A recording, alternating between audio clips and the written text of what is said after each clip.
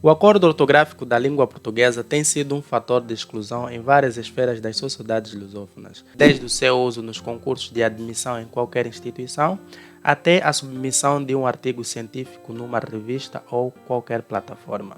Entretanto, com base ao pedido de um dos nossos estudantes, decidimos abordar hoje sobre o acordo ortográfico da língua portuguesa. Então, sem mais rodeios, vamos àquilo que nos trouxe cá. Muito bem, o que é um acordo ortográfico? Um acordo ortográfico é uma convenção, um pacto ou um tratado entre diferentes países que falam a mesma língua com o objetivo de unificar a forma de escrever determinadas palavras desta mesma língua. A primeira reforma ortográfica em Portugal ocorreu em 1911, ou seja, em 1911, Portugal, sem a intervenção de outros países atuais membros da CPLP, trouxe uma nova reforma que prescreve novas formas de escrever determinadas palavras na língua portuguesa.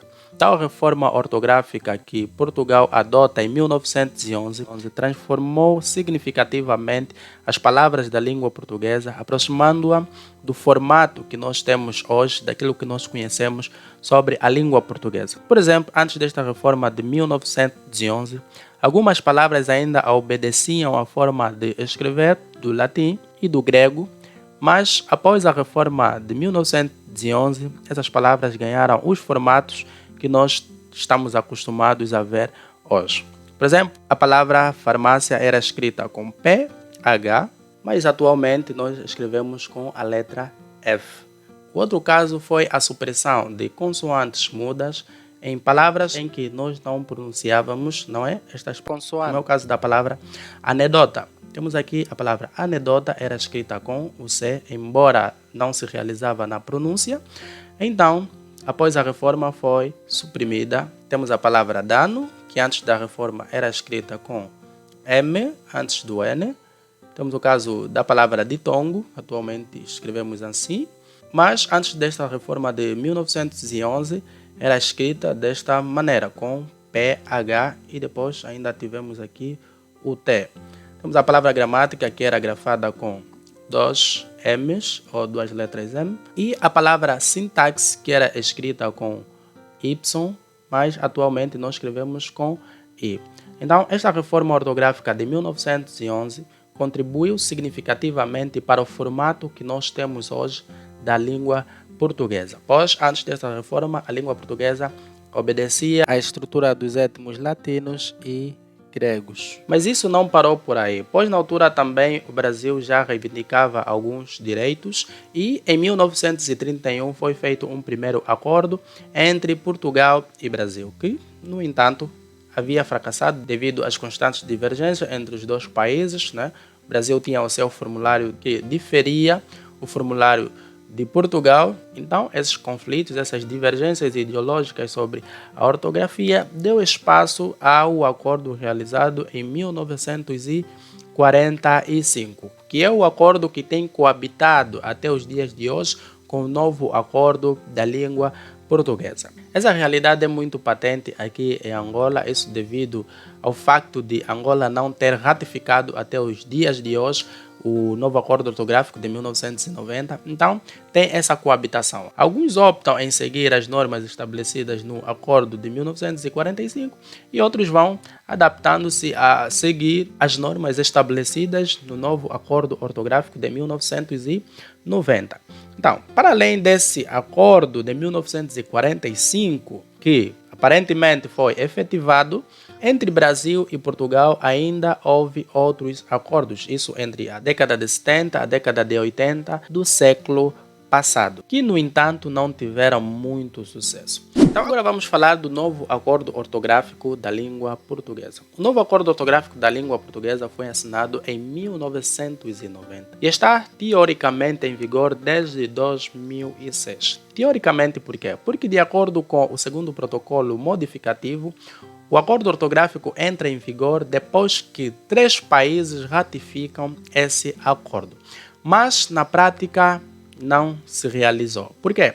Porque após 3 países ratificarem o acordo não entrou em vigor, porque até 2006 Portugal ainda não havia ratificado esse mesmo acordo. Então, os países membros decidiram inviabilizar esse acordo até que Portugal concluísse todos os processos para então ratificar o acordo.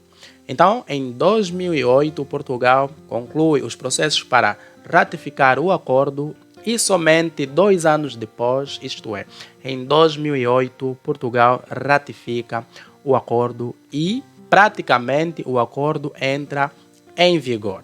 No entanto, os países da CPLP, ao assinarem o tratado, cada um determinou prazos para que a reforma entrasse em vigor nos seus territórios. Isto é, para além de o acordo entrar em vigor legalmente, cada país decidiu estipular um determinado prazo para que essas normas se tornassem obrigatórias nos seus territórios. Por exemplo, em Portugal, as novas regras entraram em vigor em 2009. No Brasil, as novas regras tornaram-se obrigatórias apenas em 2016. Era suposto entrarem em vigor em 2009, de acordo com um determinado decreto. Mas, com o surgimento ou a ascensão da presidente Dilma Rousseff, ela vai prolongar essa data para 2016.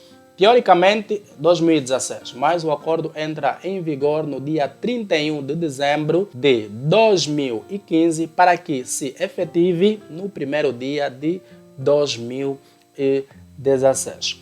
Em Angola, feliz ou infelizmente, o acordo até hoje não foi ratificado. Hoje estamos a nos referir a 2023 e, consequentemente, não é obrigatório o acordo ortográfico da língua portuguesa, ou seja, as regras estabelecidas nesse novo acordo. Várias têm sido as críticas, as discussões que se levantam sobre o facto de Angola não ter ratificado o acordo ortográfico e não só, como também sobre a necessidade da existência ou não de um acordo ortográfico, não é?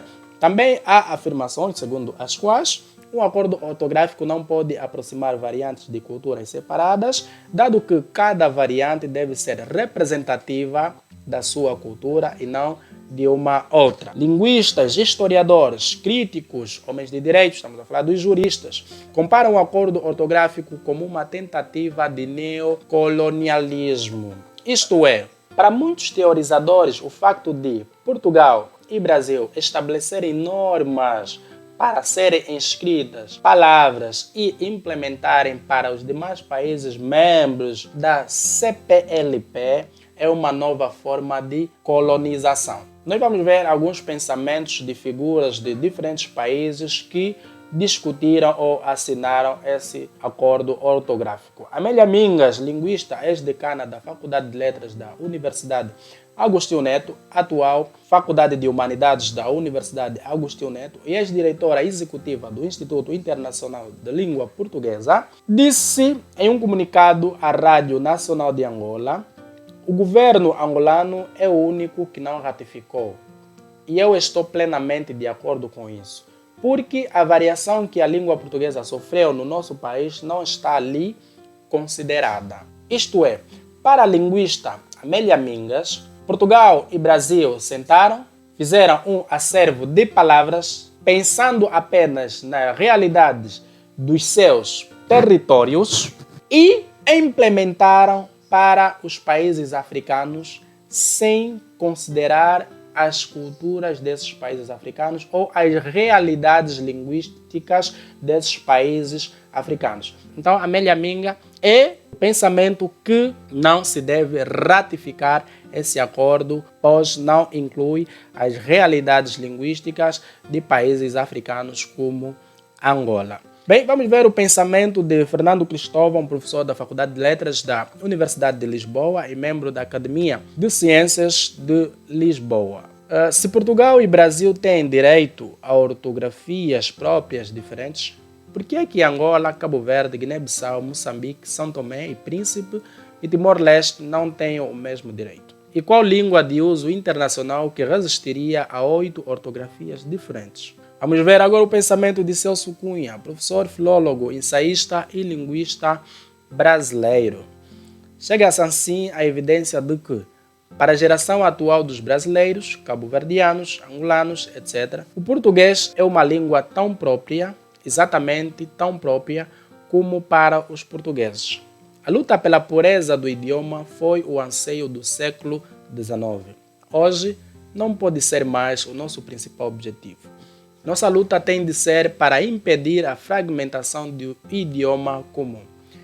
Isto é, para Celso Cunha, o novo acordo ortográfico é uma mais-valia para impedir a fragmentação do idioma que é a língua portuguesa. Agora nós vamos ver o pensamento de Evanildo Bechara, gramático, filólogo e professor brasileiro. Aqueles que estão começando a escrever vão ser beneficiados, porque o acordo simplifica muito. O acordo torna a ortografia portuguesa mais simples nos seus grandes problemas, como, por exemplo, no emprego do hífen. Quer dizer, Evanildo Bechara também defende a necessidade de se implementar um novo acordo ortográfico e vê isso como uma mais-valia para então simplificar a escrita da língua portuguesa. Esses são os pensamentos de algumas figuras importantes, falando de língua, em diferentes países. E para ti, qual é a sua opinião em relação ao novo acordo ortográfico? Há necessidade da implementação de um novo acordo ortográfico nos diferentes países da CPLP? O novo acordo ortográfico é um fator de exclusão social, de inclusão social? O novo acordo ortográfico é uma mais-valia para impedir a fragmentação desse idioma que é a língua portuguesa? O novo acordo ortográfico é uma mais-valia na simplificação da escrita da língua portuguesa? Deixe as tuas sugestões, os teus comentários, o seu pensamento em relação ao novo acordo ortográfico para juntos podermos aprendermos. Agora nós vamos saber o que não muda com o surgimento do novo acordo ortográfico. Em geral, o novo acordo ortográfico não vem para mudar a forma de falar dos falantes. Ou seja, as pessoas que assinaram o novo acordo ortográfico estão conscientes das diferentes variedades que existem sobre a língua portuguesa. Reconhecem que Portugal fala a língua portuguesa de uma forma diferente, Angola fala a língua portuguesa de uma forma diferente, Brasil fala de uma forma diferente, Moçambique fala de uma forma diferente, então todos eles reconhecem que os países falam de forma diferente. Então o novo acordo não vem para mudar a forma de falar dos falantes. No mesmo sentido, Ferdinand Saussure, cientista da linguagem humana, vem nos mostrar que a fala é de caráter particular. Então, da forma que um fala, pode não ser a forma que o outro fala. E o novo acordo ortográfico não vem para mudar a forma de falar de cada pessoa. O novo acordo ortográfico não traz novas palavras nem elimina palavras já existentes. É isso aí. O novo acordo ortográfico não vem para trazer novas palavras para nós usarmos ou eliminar as palavras que nós já utilizamos. O novo acordo ortográfico não altera o significado das palavras, não vem trazer novos significados às palavras. As palavras permanecem com os seus significados. O novo acordo ortográfico não altera a gramática, entre aspas, não é? Ou melhor, não estabelece regras de sintaxe. Continua-se, por exemplo, a dizer, em Portugal, eu lavo-me e no Brasil, eu me lavo.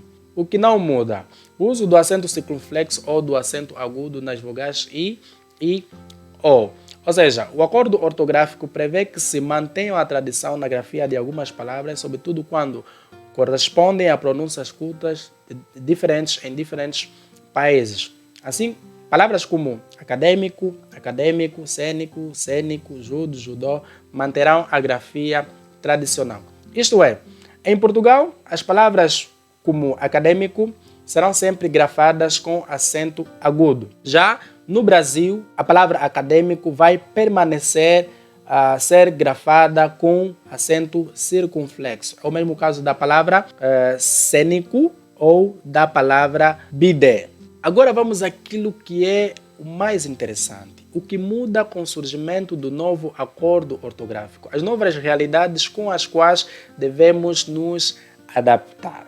Bem, em geral, passa-se a escrever algumas palavras de forma diferente. Na verdade, o novo acordo ortográfico vem para trazer novas formas de escrever determinadas palavras. E essas transformações, essas mudanças vão ocorrer, sobretudo no alfabeto, em casos de maiúsculas ou minúsculas, nas consoantes mudas ou acentos gráficos e com o uso de hífen. É nesses itens onde vão ocorrer as principais mudanças com o surgimento do novo acordo ortográfico. Bem, eu vou colocar aqui as principais mudanças. Antes do novo acordo ortográfico da língua portuguesa, o alfabeto da língua portuguesa era legalmente composto por 23 letras. Agora, com o surgimento do novo acordo ortográfico, o alfabeto da língua portuguesa passa a comportar 26 letras, que se usam nos seguintes contextos. Estamos a falar do K,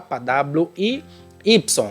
K, W e Y, essas novas letras que estão incluídas no alfabeto da língua portuguesa, serão ou devem ser usadas em nomes próprios estrangeiros e seus derivados. Por exemplo, Shakespeare. Não podemos escrever Shakespeare com, por exemplo, Q, mas com o K, pois é um nome próprio estrangeiro. E os seus derivados, né? Shakespeariano, Shakespearianismo e assim em diante. Essas novas letras deverão ser utilizadas em topônimos estrangeiros e seus derivados. Topônimos são nomes de lugares. Por exemplo, nós temos aqui Malawi. Malawi deverá ser grafado sempre com W e não com U. E o seu derivado, Malawi, Aru, e assim como o nome de outros topônimos. Depois, essas novas letras devem necessariamente ser usadas, né, em siglas, símbolos ou palavras usadas como unidade de medida. Por exemplo, a palavra quilograma, a abreviação deve ser sempre grafada com K, assim como outras unidades de medidas, símbolos ou siglas que têm origem a nomes estrangeiros. O que muda mais com o surgimento do novo acordo ortográfico? O caso das maiúsculas e minúsculas. Bem, os nomes dos meses, dias de semana e das estações do ano passam a ser escritos com minúsculas. Por exemplo, janeiro, domingo, primavera, cacimbo devem ser grafadas com iniciais minúsculas. Usa-se minúsculas nas iniciais dos nomes ou locuções que correspondem a formas de tratamento e, opcionalmente, nos agiônimos. Agiônimos são títulos de entidades eclesiásticas, como, por exemplo, Santo Antônio. Podem ser grafadas com minúsculas como com maiúscula. Esse título aqui, Santo, pois são opcionais, é facultativo. Mas para grau, profissão, nós devemos grafar com inicial minúscula, engenheiro ou Dr. Buila. Ainda sobre maiúsculas e minúsculas, usa-se minúsculas opcionalmente nos seguintes casos. Ou seja, é facultativo o uso de maiúsculas ou minúsculas nos nomes que designam domínios do saber, como matemática, inglês, português, geografia. Nós temos aqui facultatividade. Podemos usar maiúsculas como minúsculas. É facultativo o uso de inicial maiúscula ou minúscula nos nomes de logradouros públicos. Logradouros públicos, estamos a falar de locais públicos, ruas, avenidas e assim em diante. É facultativo também utilizarmos maiúscula ou minúscula. Como temos, por exemplo, Rua da Melodia ou Rua da Melodia. É facultativo o uso de iniciais maiúsculas. Avenida Brasil ou Avenida Brasil. É opcional. Isso depende de cada um. É facultativo o uso de iniciais maiúscula e minúscula nos títulos de livros ou outras obras, sendo a primeira letra maiúscula. Por exemplo, Uma Família Real. É aceite, vida e obra de Agostinho Neto.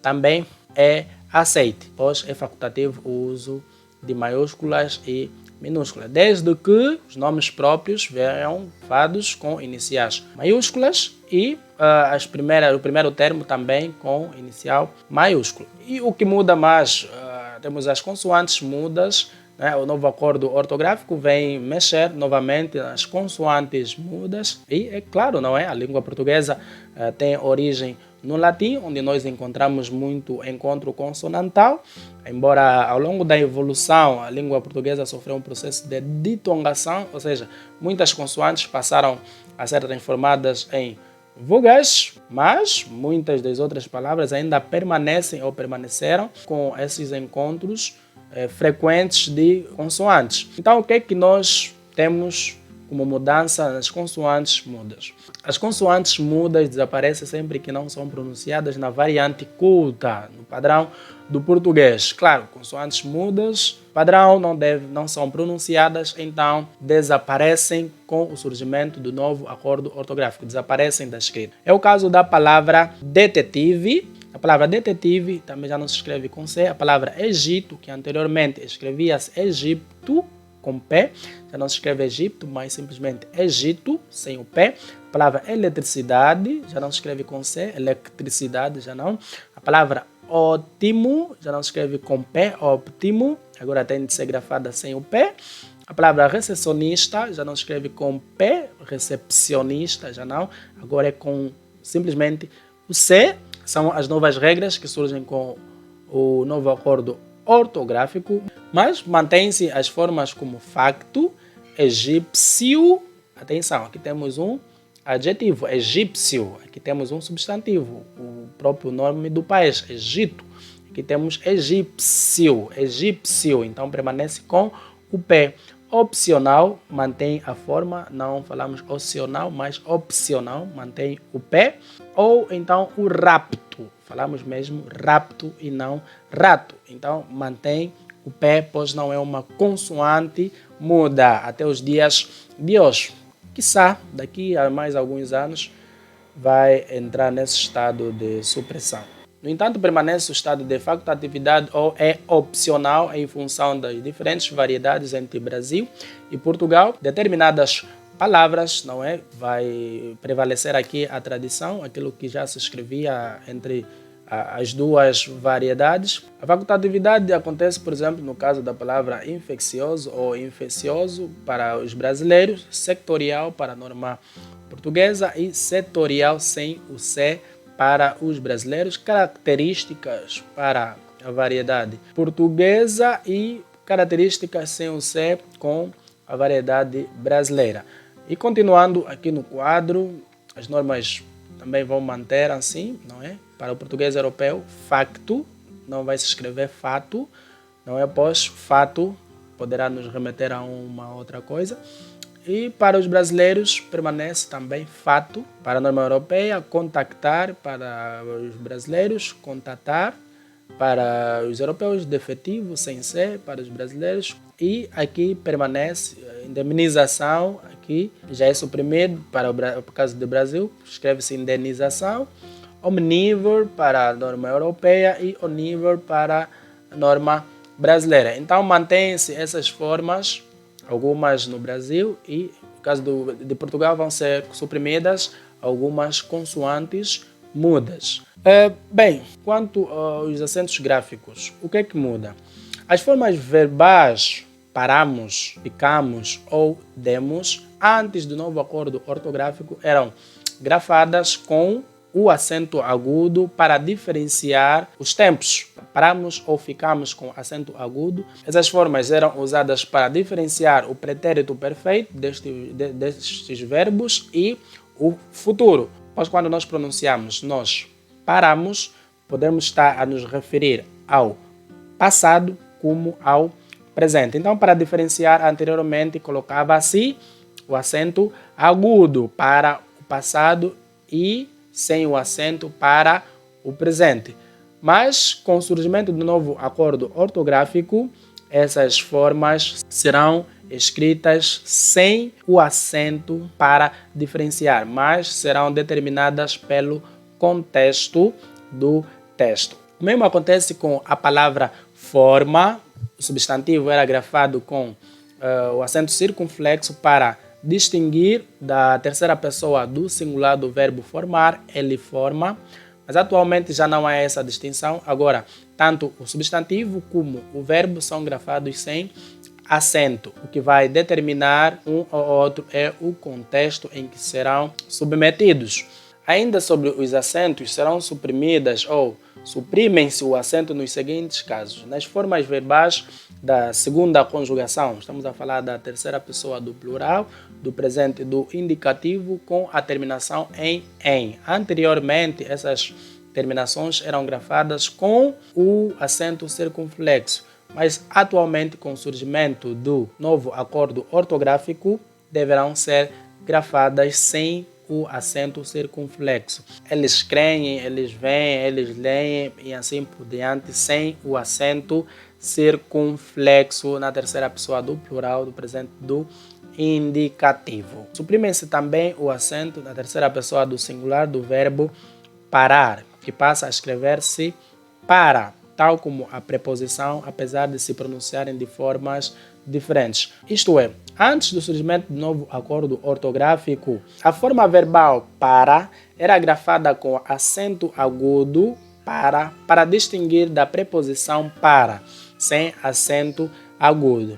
Mas com o surgimento do novo acordo ortográfico, essa forma verbal já não será grafada com o acento agudo. Ambas, tanto a forma verbal como a preposição para, serão grafadas sem acento. E para saber quando é uma ou outra, vai depender do contexto. Ainda sobre os acentos gráficos, devem ser suprimidos os acentos no ditongo oi, a menos que esse ditongo termine a palavra, ou seja, a menos que essa palavra termine com ditongo oi. Por exemplo, a palavra esteroide, oide, já não deve ter acento. Joia já não deve ser acentuado graficamente. Jiboia já não deve ser acentuado graficamente. Mas a palavra herói, por ter a terminação como ditongo oi, deverá ser grafada com o acento gráfico. Mas não é o caso da palavra heróico, pois não terminou com o ditongo oi. Bem, agora nós vamos ver o caso do hífen, que é uma realidade muito frequente na língua portuguesa e que sempre que surge um acordo ortográfico sofre alteração. Devido à abundância, não é, do fenômeno composição, pois nós temos as composições morfológicas, as composições morfossintáticas, as composições por aglutinação, as composições por justaposição.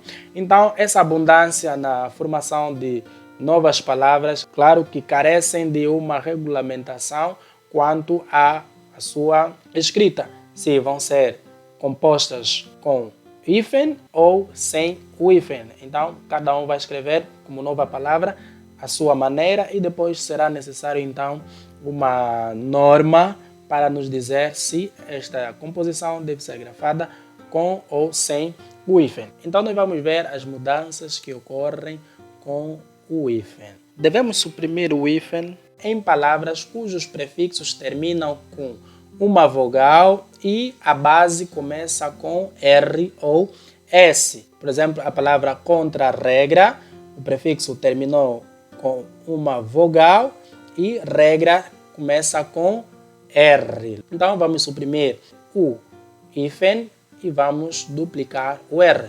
É o mesmo para a palavra antissemita.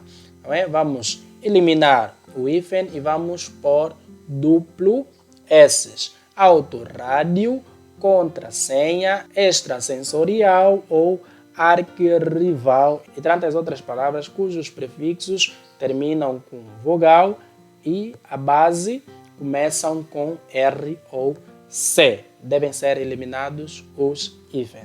Devemos ainda eliminar o hífen quando o primeiro elemento do composto termina com uma vogal e o segundo elemento, que é a segunda palavra, começa com uma vogal diferente. Por exemplo, na palavra auto, temos a primeira estrutura, termina com O, uma vogal, e a segunda estrada começa com uma vogal também, mas uma vogal diferente.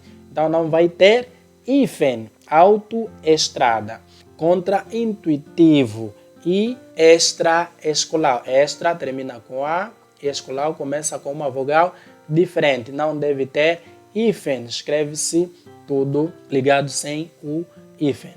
E devemos eliminar o hífen também em palavras que começam com a estrutura ou prefixo co, mesmo que a palavra a seguir comece com uma vogal O. Por exemplo, o caso da co-organização, compositor ou co-ocorrência. E devemos fundir as estruturas que começam com Re e o segundo elemento composto começa com E. Ou seja, na palavra reequilíbrio, em vez de escrevermos com hífen, vamos eliminar o hífen e agora vai ter duplo E. Reequilíbrio, reequipamento. Continuando, vamos suprimir o hífen nas construções com o verbo haver. Por exemplo, antes do novo acordo ortográfico, nós escrevíamos EID com o hífen, mas com o surgimento do novo acordo ortográfico, deverá ser grafado sem a presença do hífen. Agora, casos obrigatórios de hífen. Nós vamos utilizar o hífen nos seguintes casos. Em palavras compostas que designam espécies botânicas ou animais, com ou sem preposição, como couve-flor, erva doce, ervilha de cheiro, cobra-capelo, cobra d'água ou bem-me-quer. Bem, em compostos, não é? Que designam plantas, árvores e toda a espécie que nós encontramos na botânica, ou em compostos que designam animais, nós vamos obrigatoriamente utilizar o hífen, como é o caso de couve-flor, erva doce, ervilha de cheiro. Couve-flor está a nos remeter à botânica, depois temos cobra d'água, está a nos remeter a animais, então devemos necessariamente usar o hífen. Quando o prefixo terminar em vogal e o segundo elemento começa com vogal igual, atenção, nós devemos necessariamente usar o hífen. Por exemplo, autoobservação, micro-ondas devem estar separadas. Temos aqui o prefixo micro, separado por hífen de ondas, pois o prefixo termina com O e a segunda estrutura começa com O. Então devem estar separadas por hífen. Atenção, não confundamos com o prefixo co. O prefixo co é uma exceção. Co, depois a segunda palavra começar com O, não deve ter hífen. Atenção, não confundamos o caso do prefixo co, porque o prefixo co é uma exceção. O prefixo co começa, ou seja, termina com O, e a palavra a seguir, se começar com O, devemos necessariamente eliminar o hífen. Por exemplo, co-organização não deve ter hífen. Uma exceção com o prefixo co. Mas outros prefixos, mesmo terminando com O, se a palavra a seguir começar com O, deveremos então necessariamente usar o hífen. Ok, ainda sobre o uso obrigatório do hífen, nós vamos utilizar o hífen em palavras compostas pelo advérbio bem e mal, quando o segundo elemento começar com uma vogal ou com H, ou com a letra H. É o caso das palavras bem-amado, mal-amado, bem-estar, mal-estar, bem-humorado. Em compostos com a palavra além, a quem, recém e sem, por exemplo, a palavra além-mar ou recém-nascido também deverá ser usado o hífen. Utiliza-se ainda o hífen quando nós temos, por exemplo, os prefixos que terminam em M ou N. Por exemplo, a palavra circum terminou com M, pan terminou com N, então a palavra a seguir será ligada a esses prefixos por meio de um hífen. Como temos o caso aqui, circunnavegação, pan-americano ou pan-negritude. Agora, vamos usar o hífen nos compostos com os prefixos hiper, inter e super. Vemos que esses prefixos terminam com R e quando o segundo elemento começar também por R, vamos ter de usar o hífen.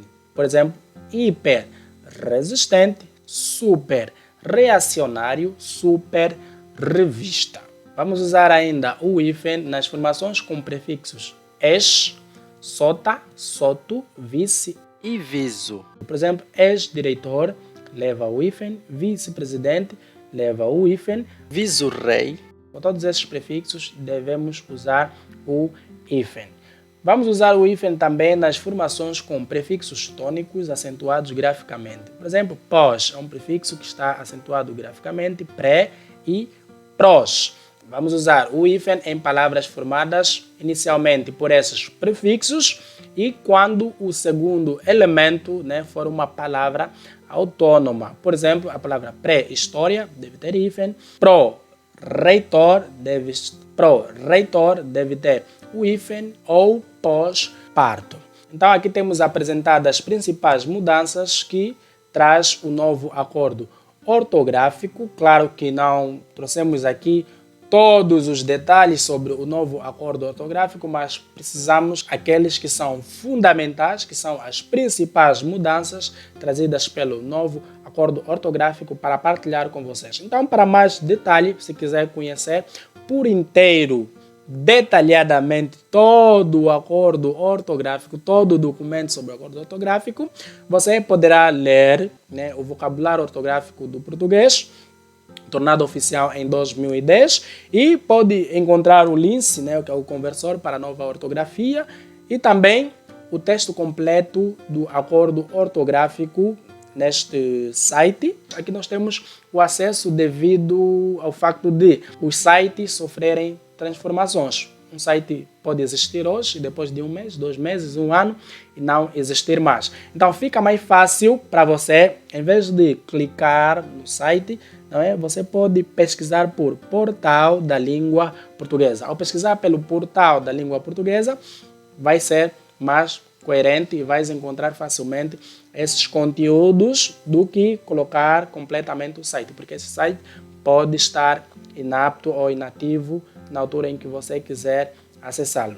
Entretanto, se este vídeo foi útil para si, pode ser útil para mais pessoas. Portanto, ajude-nos a alcançar essas pessoas. Para nos ajudar, simplesmente poderás deixar o seu like, escrever alguma sugestão, alguma coisa, algum contributo, algum incentivo nos comentários, partilhe nos grupos do WhatsApp, onde quer que você puder, Inscreva-se no nosso canal. Muito obrigado e até a próxima.